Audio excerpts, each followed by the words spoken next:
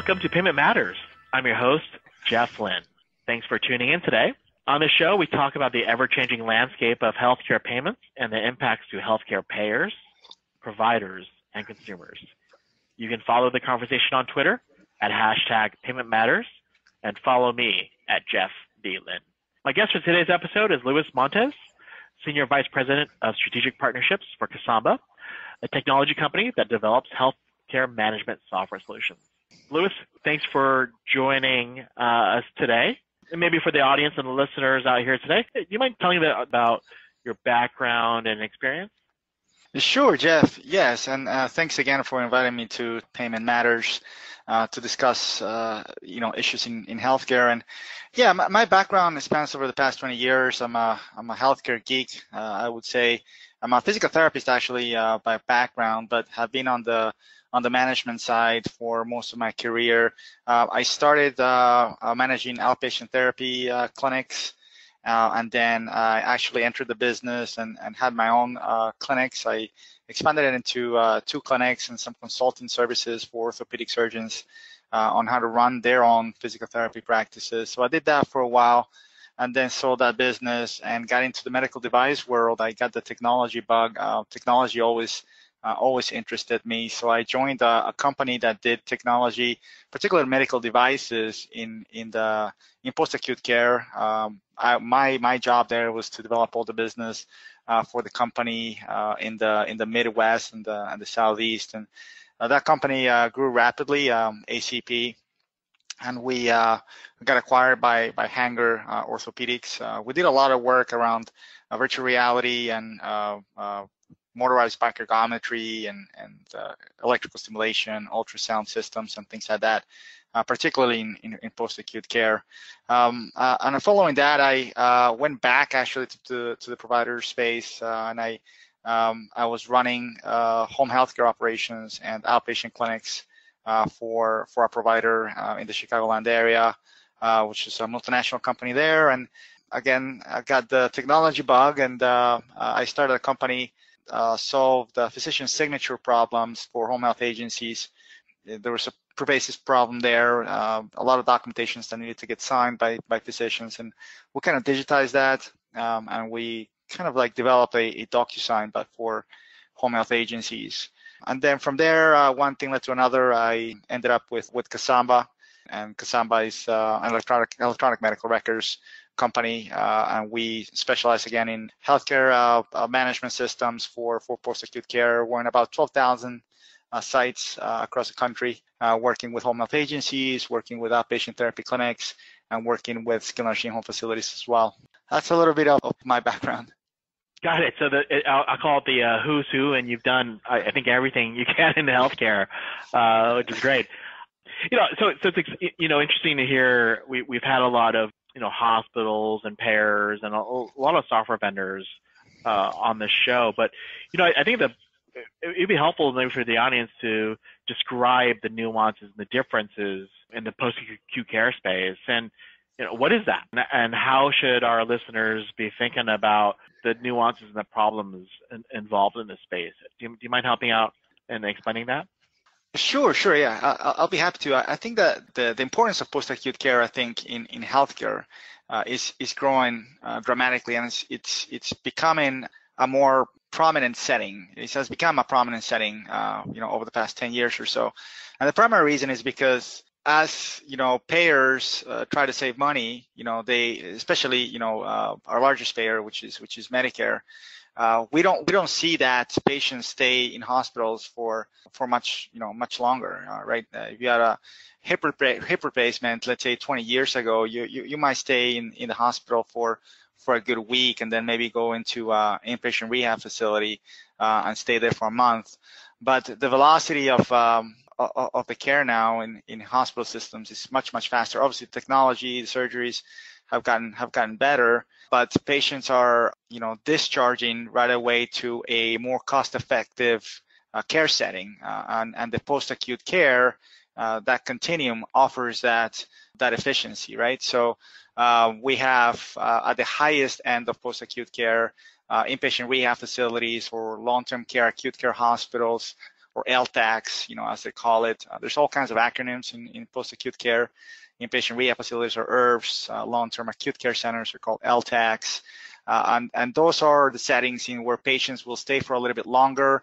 They typically require a certain amount of therapy. Let's say they need to qualify, let's say, for 3 hours of rehab, for example, in the IRF setting. Obviously, the cost there is higher, but per day, but it's again cheaper than in the hospital system. So if a hospital system is participating in the bundle care, for example, if they're in value-based care or in bundle payment models, it makes a lot of sense for those hospitals to discharge right away to, let's say, an IRF or an LTAC, or even to a more cost-effective care would be a skilled nursing home facility, which in the past we perhaps your audience is more familiar perhaps with nursing homes, but nursing homes really are shifting now into a more rehab-oriented setting, and now they're called skilled nursing home facilities and rehab centers. There's a lot of rehab going on right now in skilled nursing home facilities, in where we have complex patients, perhaps patients that cannot tolerate as much rehab, let's say, as an IRF, or patients that are not as ill, for example, as in an LTAC. They would qualify for skilled nursing home facility services. And then we have the most cost-efficient setting in post-acute care will be home health care, right?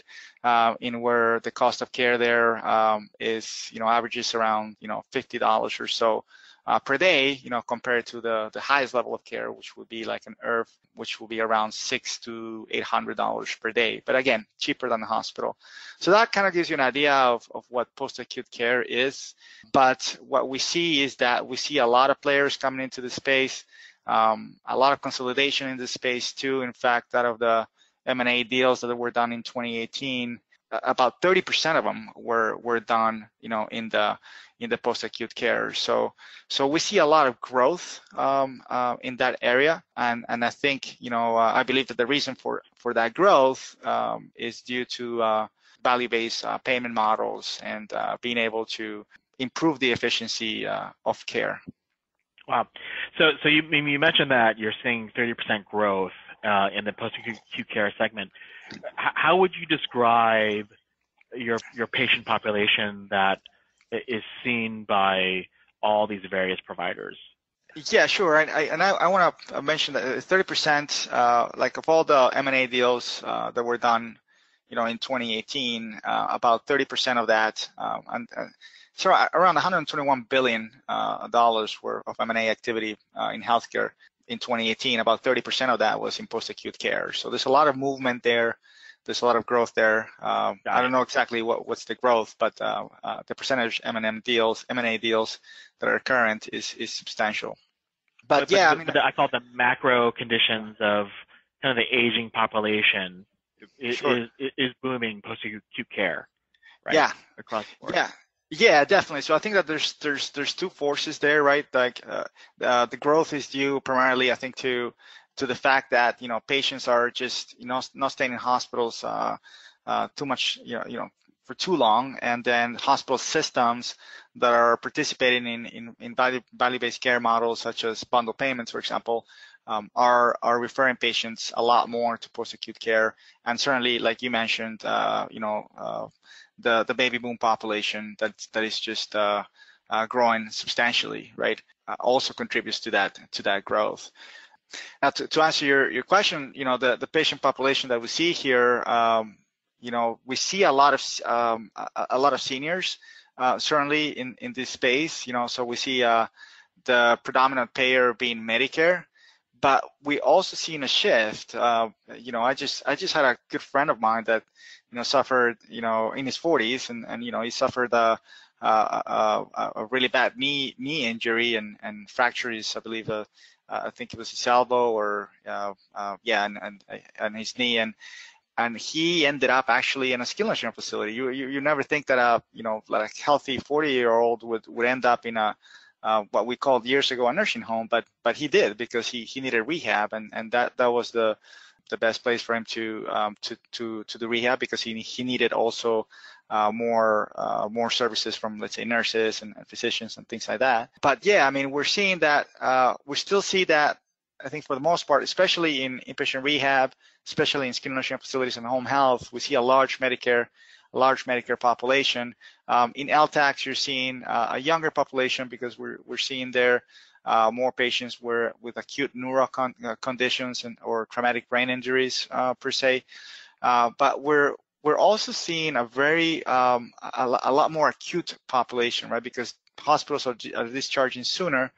We're seeing patients in IRFs and skilled nursing facilities and even home health agencies with a lot more complex conditions, a lot more acuity than ever before. Got it. So it's interesting here. So it sounds like you're really addressing the broad population here, especially as hospitals are offloading a lot of this, called the medical services to these post-acute care facilities. Right. There's been a lot of talk about consumerism and consumer experience here. Yeah. What's your take on that, and kind of how is Casamba helping in those endeavors? I think that's really important right now in post-acute care, and we see it at different levels, but it's happening a lot. I mean, and this is where it's happening, but at the same time, consolidation, I think it's hurting because consolidation leads to less competition, which usually leads to less quality. But overall, I think that the healthcare providers are thinking now more than ever about the experience of the customer. So it's not just, I mean, outcomes are important, but also what is the experience. So we do see that the healthcare consumer in post-acute care is taking more time to research their providers and choosing where they receive care, especially those folks with high deductible plans and big co-payments are being forced to really research where they're going to go for services, and they're looking into, and even their loved ones are looking into what's the best inpatient rehab facility, or what's the best skilled nursing facility, a home health agency, or outpatient clinic that I'm going to go to. In fact, even Medicare is getting into this as well. So, for example, in skilled nursing and home health, there are two websites. One's called Skilled Nursing Compare and Home Healthcare Compare, which basically compare all of the players or all of the skilled nursing facilities and home health agencies across the country, and it does rank them and compare their star rating. And it's they've come up with a 5-star rating system, which entail quality, nurse to staff ratio, therapist to staff ratio, and even also the experience of the patients. So consumers are looking into it, and we're also seeing more patient-generated feedback out there more than ever before through whether it's social media, or apps like Yelp or Google or ZocDoc, which also ranks physicians and things of that nature. So we're seeing that in post-acute care, this is becoming, really, really important. And because there's growth and there's a lot of competition, agencies are taking this very seriously. It is not uncommon now to walk into a skilled nursing facility and feel that you are part of hotel, part of high-end spa or gym. We see that there's a lot more investment in technology, in medical devices. There's more investment in the quality of the food and the premises and the aesthetics and all of that. So it's becoming critical for skilled nursing facilities and inpatient rehab facilities to invest in this because consumers are taking notice, and I think that's a great thing. That's a great thing. Yeah, and if you're just tuning in, you're listening to Payment Matters. I'm joined by Luis Montes, Senior Vice President of Strategic Partnerships at Casamba. I want to take that point here. You highlighted that becoming more and more consumer-centric, especially looking at like a hotel, using Yelp, using all these new technology. And I kind of want to take a point here. Technology has been a big part of that. We're seeing a lot of new companies come into the fold to try to address the healthcare challenges today. What's your take on this? What do you think is there some technologies or things that you're seeing being adopted with your customers that should be top of mind and that are important for your customers today?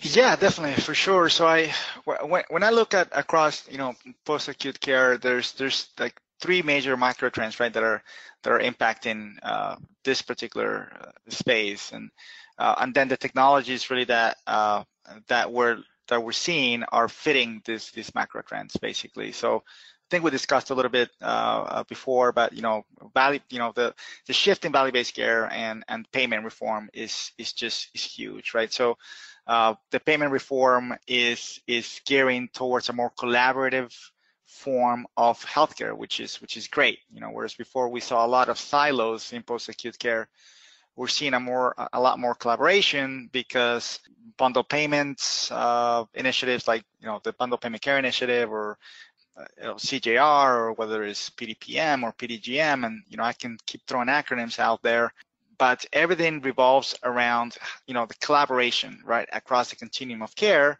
to drive costs down, to improve the patient experience. So that macro trend lends itself towards a more collaborative, basically, network across the entire continuum of care. So we're seeing a lot of technologies that are popping up here, right? So we see technologies that allow, for example, for systems to communicate back and forth. So interoperability becomes critical here, right? So how can healthcare providers, share information when they're referring patients? How can they share information when that patient is getting discharged? Because now, the hospital and the SNF, they both might have skin in the game, right? Or the hospital, the SNF, and the home health agency might have, a mutual goal now of cost saving because they're all at risk, or they're collaborating, to make sure that the patient's getting a good outcome. So the technologies around collaboration of care, around being able to communicate with one another, around trying to, exchange information, share information with one another, those technologies are taking a very prominent place in post-acute care. Got it. Yeah. When you look at these new technologies here, clearly there's a lot of investment being done there. And you talked, something about beforehand, also about the new payment models that are happening. What are you seeing in the payment space, either from payers, payment providers, or the patients, and how has that changed over the years for you guys? Right. Yeah. So like I say, in post-acute care, I think the payment reform is more geared now towards risk sharing, and it's more geared now towards also a patient-driven model, right? So it's completely shifting away from fee-for-service, as we still see a lot of fee-for-service, in the hospital, because Medicare is the largest payer in post-acute care. We're starting to see a lot of providers adopting some of these experiments that Medicare has put forth over the past 10 years, and they're becoming more prevalent. So bundle payments, for example, right? That was a big initiative by CMS that has taken root. ACOs, accountable care organizations, is the same. So in where Medicare is paying now a lump of money, per condition, right?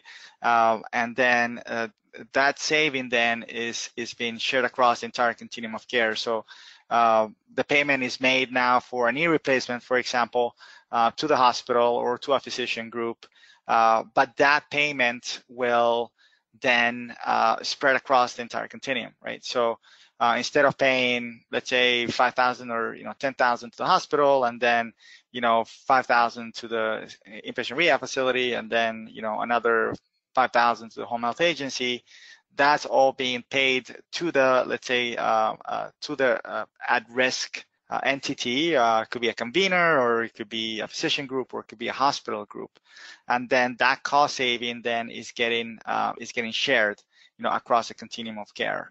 The SNF still gets paid, the home health agencies still gets paid, but sometimes that cost saving to Medicare is getting shared across the continuum of care. So these are interesting experiments that they're taking. They're picking up a lot of steam, basically.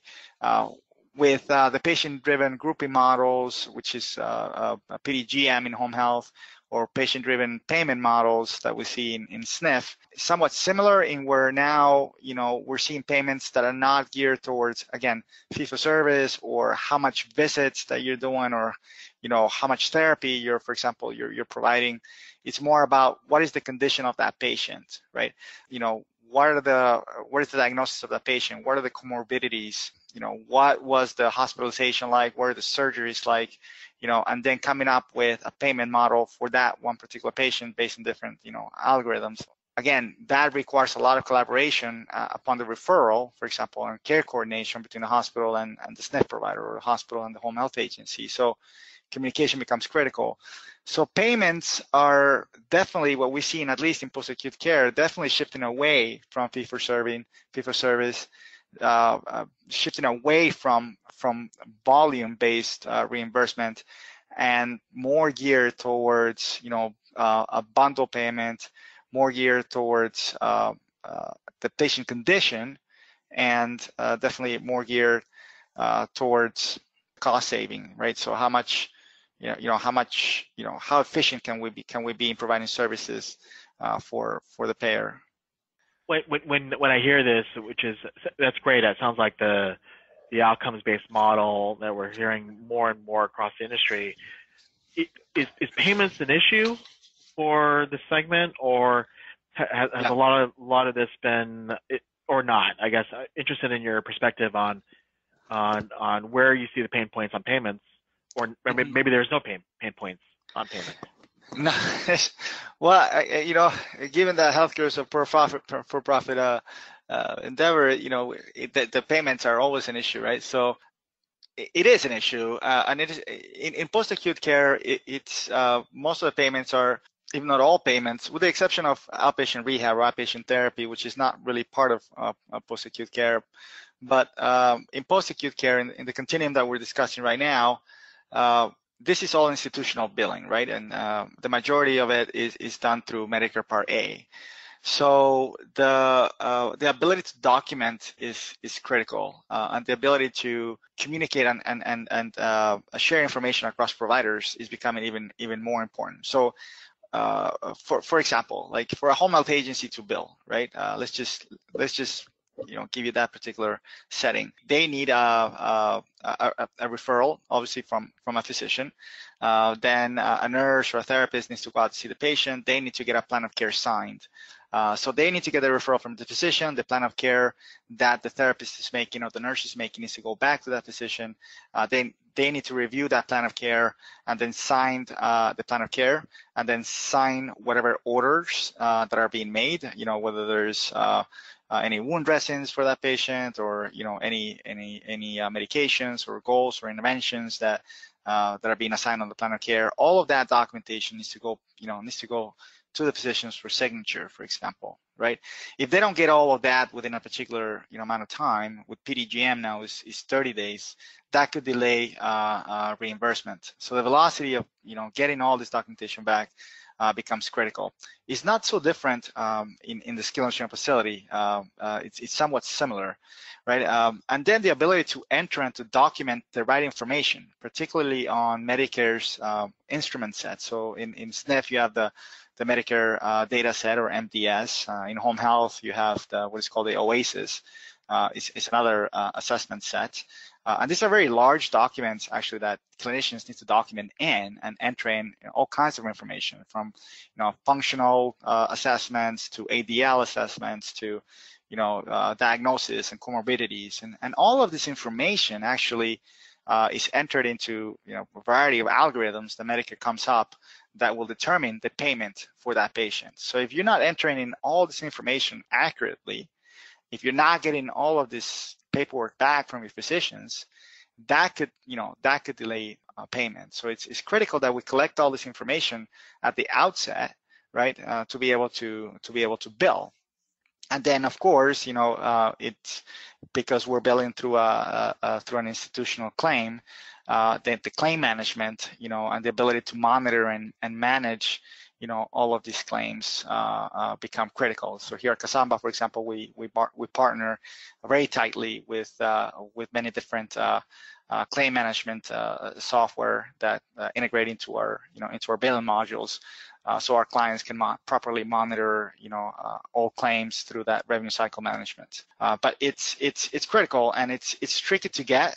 And there are some economies of scale there that are leveraged among larger providers that allow them to be more efficient and to have better cash flows.